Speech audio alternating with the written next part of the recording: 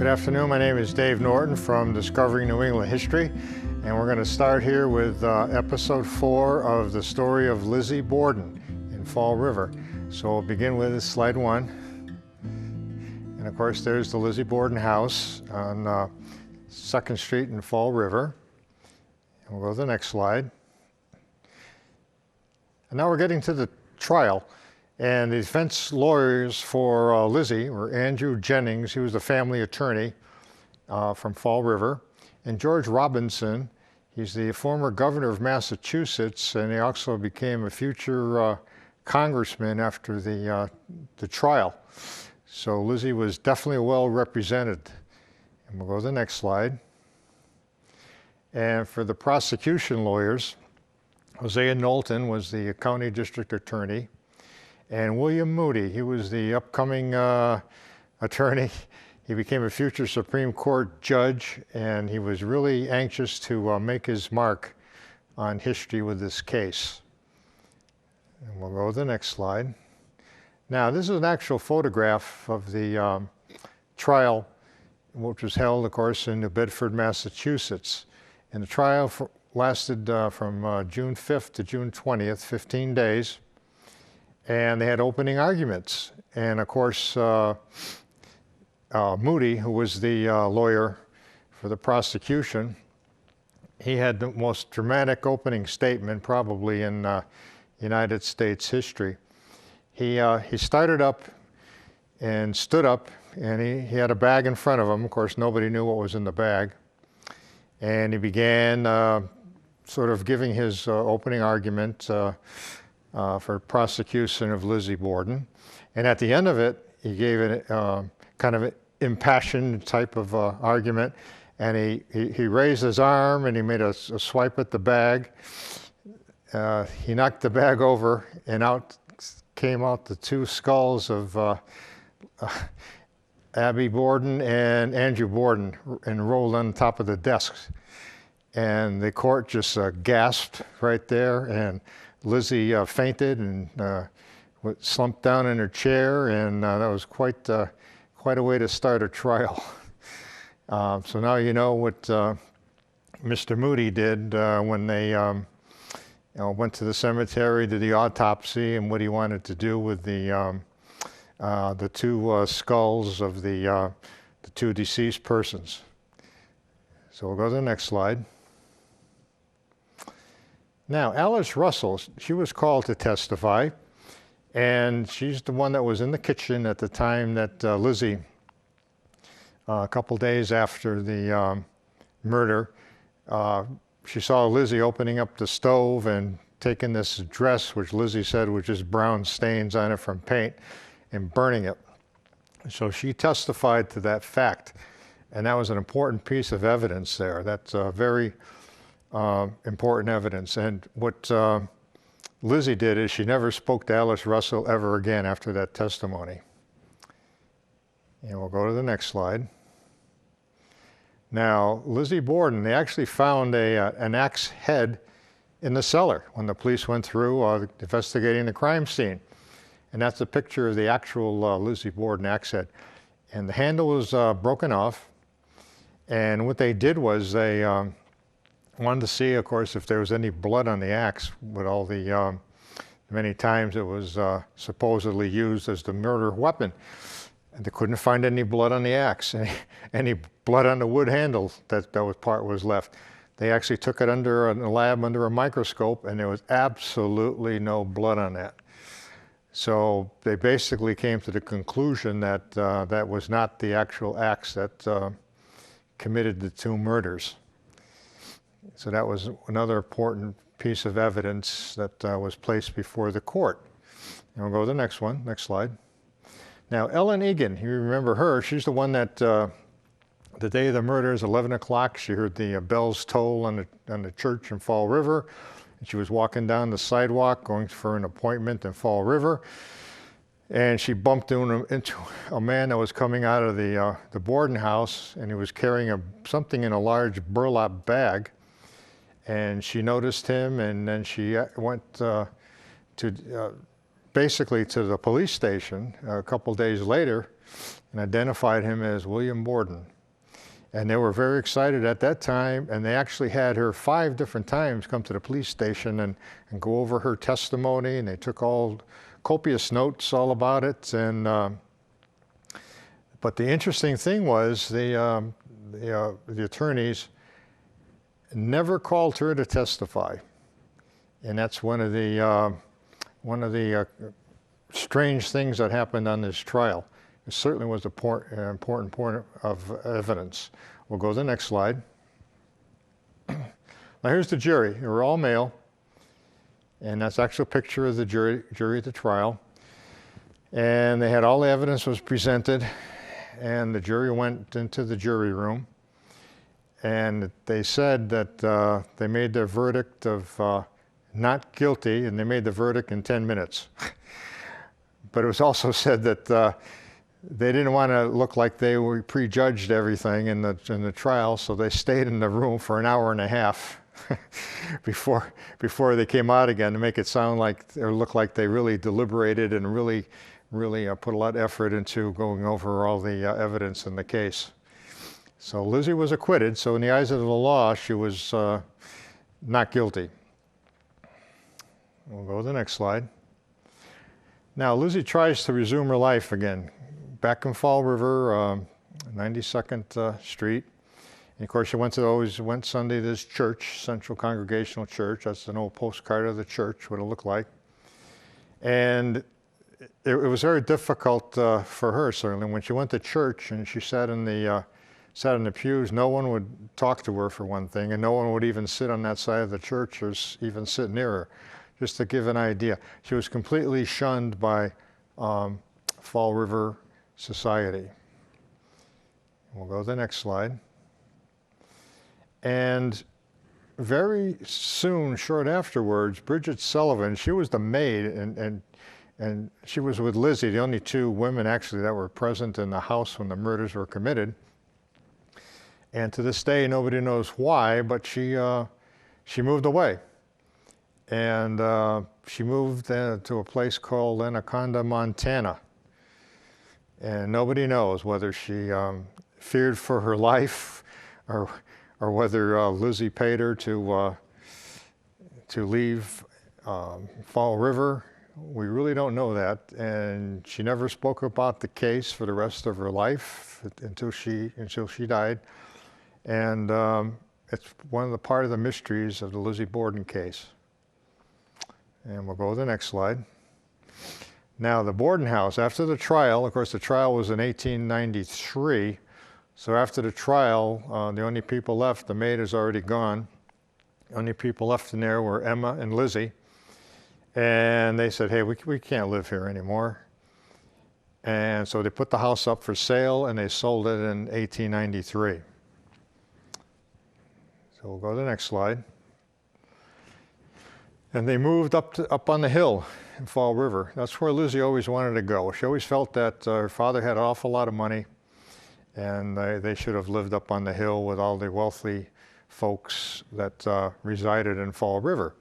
And this is a picture taken in 1893, and it's called Maplecroft. That's a house. You can see that's a large house. And they were really fascinated by it because now it had electricity, which they never had before. They always had the kerosene lanterns. It's got running water, which they never had before. They always had a hand pump in the kitchen sink. And it had all these really up-to-date amenities. So they're very happy living up here on the hill. So we'll go to the next slide. And I took this one in the summertime. You can see that's on French Street, Fall River. And that's quite a picture. And that's where Emma and Lizzie lived. And we'll go to the next slide. And I always put side by side. You can see the picture of 1893 on the left and 2015 on the right. So basically the house is well preserved and looks just the way it did back at the turn of the century and around 1900. And it's quite a place if you drive by to visit it. Now there's an important physical feature on the house which I want to show. Go to the next slide. And there's the front of the house. And they got all these granite steps going up to the front door. And if you look really carefully right underneath that front door, you can see there's some words on it that were actually carved into the granite. And that's what Lizzie did. She carved the name of what she named the house, Maplecroft, into the, she had someone do that into the granite steps. So we'll look at the next slide. And there you can see it. So if you drive by today, you really can't miss the house. You can see it's got Maplecroft on it. And we'll go to the next slide. Now, 9 years after the murders, John Morris stayed in town in Fall River, and so did William Borden, who was the illegitimate son of Andrew Borden. And one day, William Borden was found on an isolated street in Fall River, hanging from a tree. And that was really interesting because the day before, John Morris was seen on that same street in that same area the night before the hanging. And it was also interesting because they found out that William Borden was poisoned first and then hung, which is kind of strange. And what made it even more strange was the fact that when he was, it had rained 2 days before, and of course, if he was washed away any footprints of whoever did this, and it just made it interesting because when the police came and they found him hanging in the tree, and he was his clothes were completely dry and everything else was soaking wet. So that's going to be we're going to be discussing that a little bit in a few minutes here. That's what happened. William Borden was hung 1901. 9 years after the murders. We'll go to the next slide. And then Emma Borden, she moved away from Maplecroft, 1905, 13 years, of course, after the murders. And we really don't know whether she had a disagreement with her sister, Lizzie. We really don't know what the situation was, but she just up and left, and they never saw each other and never talked to each other again for the rest of their life. So that's a postcard I found, New Market, New Hampshire, where Emma lived for the rest of her life. So we'll go to the next slide. And finally, Lizbeth and Emma Borden died. Now, Lizzie changed her name to Lizbeth. She thought that was, I guess, a classier name to have when you're up on the hill in Fall River.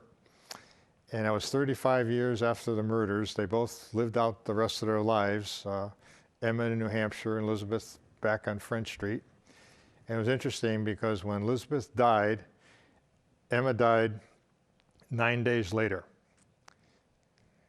So we'll go to the next slide. And this is a great picture of Fall River in 1927. So both Emma and Lizzie have died, and William Borden has been hanged, and John Morris has escaped the day after the hanging to parts unknown. No one ever heard from him again. So, and the maid moved out to Montana. So we really, everything now settles down pretty much. Life moves on in Fall River. And there's the picture of the mills in Fall River. And we'll go to the next slide. Now, the Oak Grove Cemetery, that's on Prospect Street in Fall River. I visited that this past summer. Quite a place to see. And they have so many people visit the cemetery and would stop at the entrance and ask, where's Lizzie Borden, where's the Borden family plot, that they got tired, I guess, of showing people what it is. So they actually, when you go through the arch there and park your car on the right, they actually have arrows painted all the way down the street to take you actually right to where the cemetery plot is. Kind of interesting. So we'll go to the next slide. And there it is. There's the Borden plot, Oak Grove Cemetery in Fall River. And we'll go to the next slide. And there's Andrew Borden. That's quite a monument there. And you can see the arrows take you all the way down through the streets to the cemetery and take you right in, so you can see probably the most famous person there. If you go to the next slide, there's the 4 graves of the family. And we'll go to the next slide. There's a close-up. Andrew Borden. People always keep on putting flowers by the gravesite. Andrew Borden's buried there. Go to the next slide. Abby Borden's buried there. The next picture. Emma Borden's buried there. We'll go to the next picture. And Lizbeth Borden is buried there in the cemetery. And we'll go to the next slide.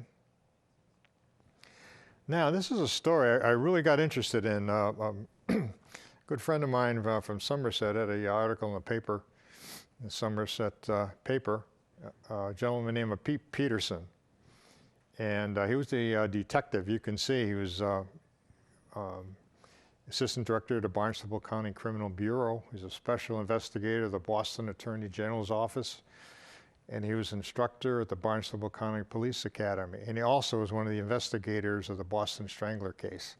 And he actually knew Lizzie Borden. He used to, very, very young, he used to deliver groceries to her house at Maplecroft. And there's a picture of him on the right, and that's the trunk that was given by Lizzie to him, and they still have that in their family. And he wanted to investigate this. He said, there's a lot of issues here. I've got to resolve this. I've got my detective experience, and he really dug into what was going on here.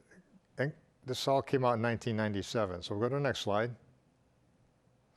And this is one of the, actually a three-part story. And this was the final part here is a picture of William Borden and a picture of Andrew Borden, and it's called The William Borden Story. It was in the Spectator, February 5th, 1997. Very, very compelling story. We'll go to the next slide. Now, William Borden, of course, he was the one that was spotted coming out of the Borden house, and he always carried an axe underneath his wagon, and he was a horse renderer, which meant anytime the city of Fall River had diseased cattle or horses that they had to put down, they would call him, and he would take care of them with his axe and dispose of the carcass, and that's what he did. Now, on the night of when he was hung from the tree, it's really kind of interesting because first of all, the police didn't know who he was, and they said, "Oh my gosh, he was." It looked like he was murdered from the tree. And then someone identified him, and once they found out he was William Borden, it was one of the interesting things. The police changed it to from murder to suicide. Some people speculate when you change it to suicide, the criminal case is over. You don't have to find the murderer. And that's what was done. They called it a suicide. And that certainly is really interesting. And that same day, John Morse was viewed in the vicinity the night before. John Morse completely disappeared from Fall River, and no one ever knows where he went. So we'll go to the next slide. And here's some of the questions they had. Very compelling that he found out. Question one, where are the reports of Ellen Egan's questioning by police? All those records were destroyed. And of course, he was never called to testify. They wanted the case squared away. They knew, basically, they felt that Lizzie's the one that did it. We don't want to keep this case open. We want to close the case. And she was never called to testify. And in question three there, what was John Morse doing the night before Meridian Street, where William Borden was hung? Nobody knows that either. But he was spotted by several people there and identified. And question four, they want to know why did they rule out William's death as originally charged, thought it was a murder, then change it to suicide after they found out who he was. Question five, where are the files on the burial of William Borden? And that was an interesting story too, because they said that, quite a few years later, the neighbor, which was Pete Peterson, his mother lived in Fall River and of course knew Lizzie. And they wanted to find out some more, so they had Pete, I guess, do some investigating. And first they went to the Oak Grove Cemetery. And they said, we'd like to see the files on the burial of William Borden. And they said, well, you have to get a court order. And I said, okay, that sounds interesting. So they went back maybe a week later with a court order, and they asked them for the burial files of William Borden. They wanted to see what was actually put down as the cause of death, actually who was his father. They wanted to see all those records. And they said, well, no, a couple of weeks ago we had a fire in the office and the records were burned. That's kind of interesting. And of course, number 6 was quite interesting. What happened to William Borden's axe and wagon? Never found. Here he was, hung from a tree. No one ever found the wagon. Never ever found the axe, which could have been possibly the murder weapon. Never found it all. And of course, 7, why did John Morse leave Fall River the day after William's death? Was never heard from again. And part of that was when Pete did some research on that, some digging on that, William Borden was actually, that day before he was hung, he was actually supposed to go to the Fall River Police, but it was on a different matter. It had nothing to do with Lizzie Borden. It was a different matter, probably something to do with whatever he did with the disposing of the horses and the cattle, or some other issue. It had nothing to do with Lizzie Borden. And there's always speculation that John Morse found out about that, and maybe William Borden, they found out some information about him, and perhaps he was going to, after 9 years, say something he shouldn't say. We don't know. It's all, it's quite compelling story here. And of course, why did Ellen Egan's close friend, she was a close friend of Bridget Sullivan, the maid, why did she relocate to Montana? And Pete always felt that, at least in the article, that maybe she was afraid of her life at that point. We don't know. It's just kind of an interesting twist. So you really never know on some of these famous murders and whatever. Maybe many years afterwards, somebody's going to dig up some information or something, present a compelling story, and maybe they'll come up with something, another theory. So we'll go to the next slide. And of course, Peterson thought his theory was there a conspiracy to commit murder? In other words, was Bridget involved, because she never said anything about the murders with Lizzie? Was William Borden involved, and was John Morse involved? Was there a conspiracy? And some think that Lizzie Borden, because she hated her stepmother so much, actually killed her stepmother. And some people believe that William Borden, she had him come by about an hour and a half later, and he killed Lizzie's father. We'll never know that. It's up for speculation. It's kind of a compelling story. And there are other theories that Lizzie's neighbor was a doctor in Fall River, and she never called the police right away. As you recall, one of our episodes, she called the doctor first, and he was a close friend of hers. Once in a while, he would accompany her to church.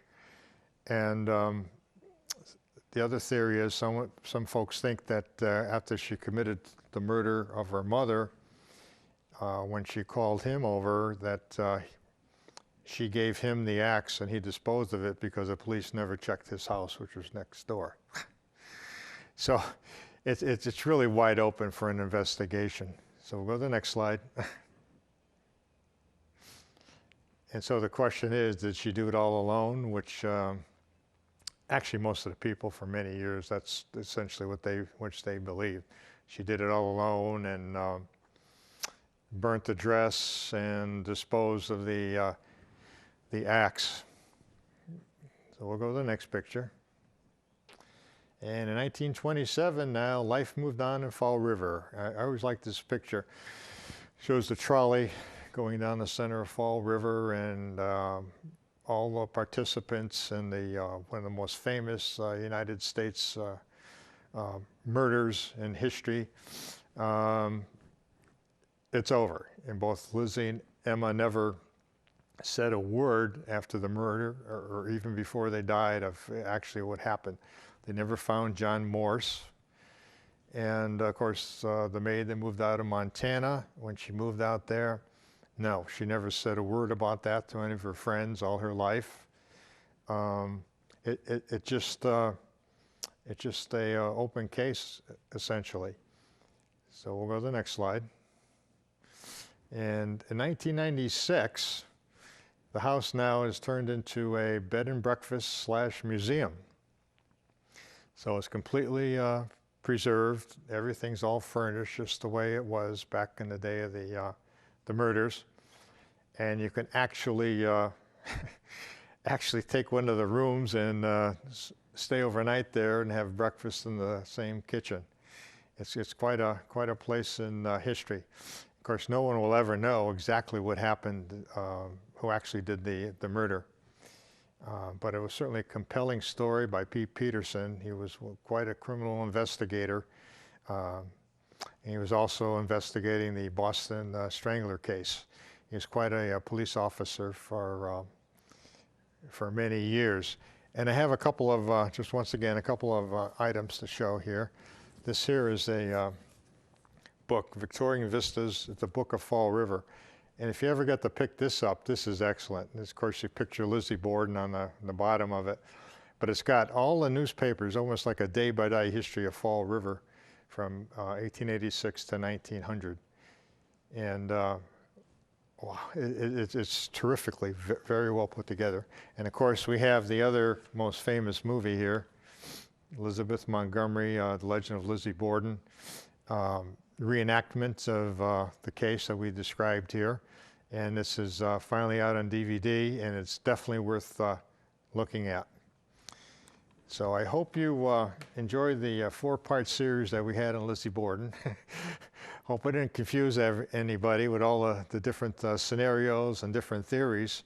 But some of the theories certainly are quite compelling.